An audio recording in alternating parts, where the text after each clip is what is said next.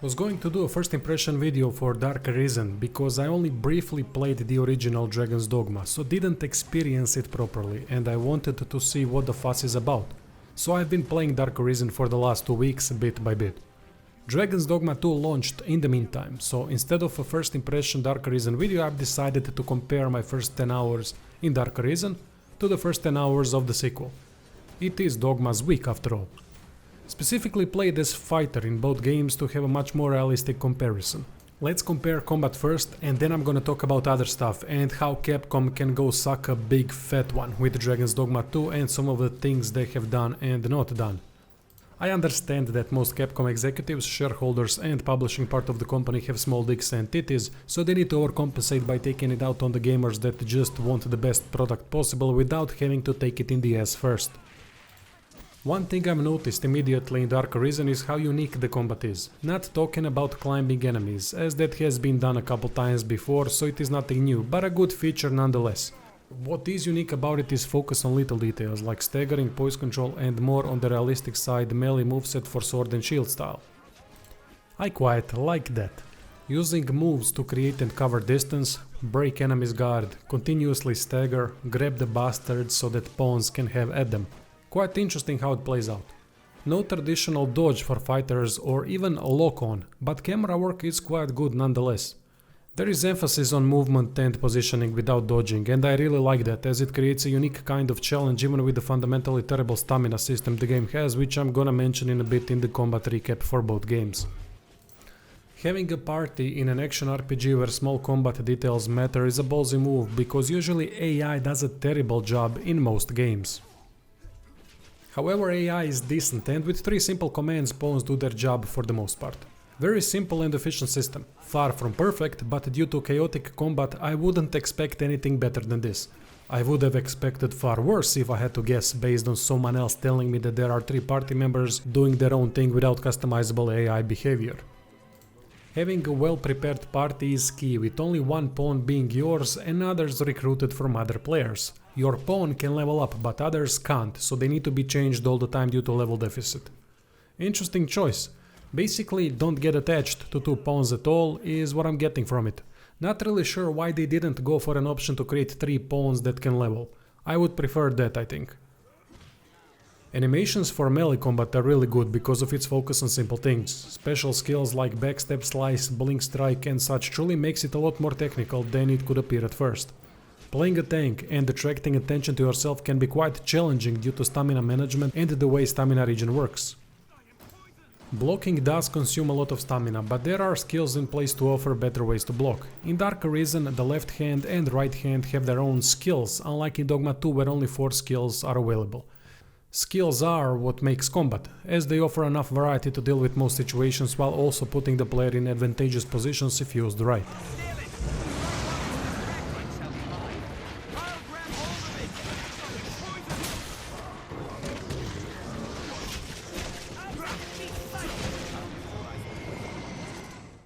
Dragon's Dogma 2 fighter experience is very similar, but with improved animations, feel of weight, impact and thankfully added finishers. I've noticed only 2 finishers so far, but they are done in the flow of combat with short and effective animations to quickly dispatch enemies. I love that we can now effectively attack knocked down enemies with fighter for massively increased damage. Would like to see more finishers than the 2 I've noticed, but I'm happy with how they work. Melee fighting, while it does seem on first glance as almost the same, does have a better feel than in Arisen. It's way more satisfying and I'm enjoying sword and shield style again. Pawns have 4 commands, unlike 3 in Arisen, so that means more control, which is a step forward. Unlike 4 skill slots, which is a step backwards. Having only 4 skills available, unlike 8 for sword and shield, is a problem. They did mention something about expanding core skills, which is the reason why, but honestly I see it as a downgrade and can't figure out why expanding core skills would mean removing active skill slots is necessary. I would prefer having expanded core skills and 8 active skills. That gives me options for different fights because not every fight plays the same. Don't have to use every skill in every fight, but having more options in an RPG game would seem like a smarter and better way to go about it. Overall, I quite enjoy Dogma's take on combat. It can be chaotic, simple, confusing, but essentially it works very well, aside from one big flaw, due to its focus on more realistic approach and efficiency rather than flashiness. Haven't tried other styles, but do tell in comments what your experience is. Pawns in combat work rather well with 4 inclinations in Dogma 2 that emphasize their behavior. For example, a simple person is going to gather as much stuff as possible while someone kind-hearted is focused on helping more than usual. Dark Arisen had, I believe, 9, but Dogma 2 also has specializations, so can't comment yet on what is better. Specializations are quite diverse next to basic inclinations. Maybe they have managed to put Arisen inclinations into 4 basic ones, with each doing more stuff now. Would have to test it much more to know the answer. Do post in comments what you think.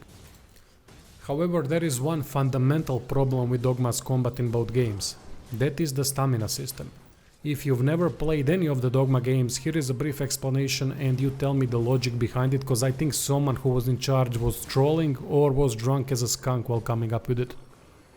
Using skills, climbing on enemies, blocking, running and dodging costs stamina. Normal and heavy attacks do not cost stamina though. Weird, right? Stamina regen is quite slow too, so imagine trying to tank against a couple Saurians early in the game. You have a couple blocks at best before it's broken and you're out of stamina. If pawns do not deal with the enemies quickly by dealing damage or disrupting them, enemies in Dogma 2 especially can continuously break the stamina. What is the solution? Eat or drink something to recover stamina instantly without even drinking or eating animation. In the middle of the fight. Who was the brainiac that came up with this shit? Combat would be fantastic for me if not for the crappy stamina system. Maybe with other vocations stamina works better, but there is no excuse for handicapping sword and shield style early on so much due to stamina preventing effective tanking. Even with this problem I am enjoying combat quite a bit in both games though.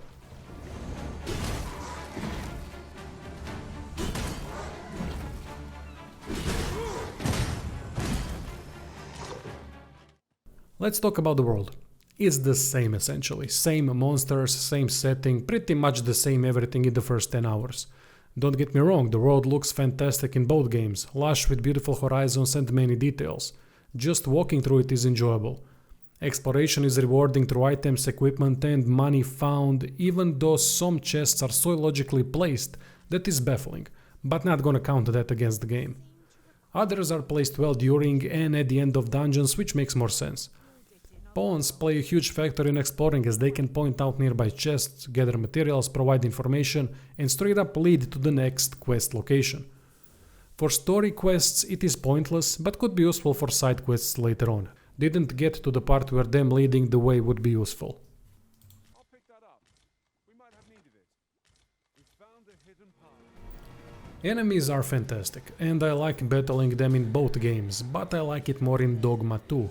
There is a vast difference in battling smaller groups and larger single entities, and I quite like the dynamic. Rarely have I seen in both games 2 big entities one after another, but it does seem like Dogma 2 has done a better job spacing all kinds of encounters. Honestly, Dark Arisen drove me nuts at times how frequently enemies were respawning and how close together groups and large entities were.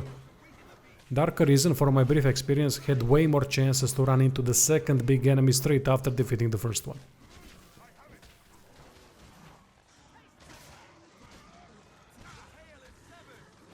Problem is that Dogma 2 did nothing in the first 10 hours to introduce any new enemies. That is very disappointing. Maybe there are gonna be new big and small monsters later on, but so far quite underwhelming as it is more of the same. Don't get me wrong, they are still great, but nothing new is disappointing. Sequel should mean improvement and an upgrade, but the only thing they've done is improve spacing and respawning. Definitely helps, but no new monsters in 10 hours is not a good look. Disappointing in Dragon Dogmas 2 is removal of Eternal Ferrystone. At least I haven't found one yet, and there would be no point in finding Ferrystones in the world if the Eternal Ferrystone is present. They introduced it in Dark Arisen to fix the tedious consumable Ferrystone design.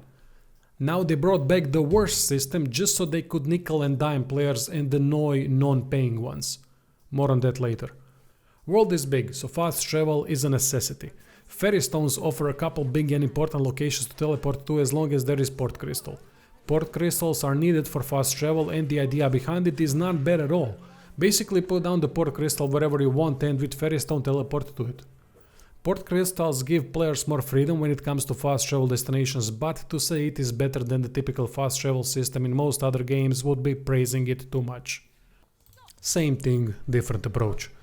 Well, at least when it comes to Dark Arisen. Lack of eternal fairy stone makes the whole process tedious and expensive. One fairy stone costs 10k gold and that slows down gear progression. With my limited experience in both games, it is hard to say which story is better. Dogma 2 story definitely has me more interested in what happens next. Dogma 1 was pretty straightforward. Side quests are subpar to mediocre with basic go there, kill that or fetch me this and that. Couldn't find a notice board at the inn in Dogma 2, maybe they have removed it, which would be a good thing. Journal clutter was quite bad in Dark Arisen. Both games do suck greatly at weight and inventory management, it pisses me off so much. Dogma 2 inventory weight management seems worse than Dark Arisen. At least I could pick 10 flowers without being at heavy or very heavy weight. In Dogma 2, 3 flowers and here comes heavy. Ridiculous and annoying to all hell. UI is improved in Dogma 2 without a doubt, and inventory management is easier functionally, but weight management is still some of the worst I've seen yet in a single player game. Slows down traveling in the world, which in turn motivates people to spend money on portable port crystals that are extremely rare. Tried searching for them online to see how many there are, and so far what I found is that you're given one through story and more can be purchased in game, but in order to do so you're gonna have to slay dragons for special resources to buy portable port crystals. Or you can buy them for almost $5 a pop. Disgusting practice altogether. Slowing down players as much as possible to force them to spend money just to save some precious time. Not to mention stupid fucking golden beetle mechanic that are scattered all over the map, with each increasing carry capacity by 0.15 kilograms, which is nothing.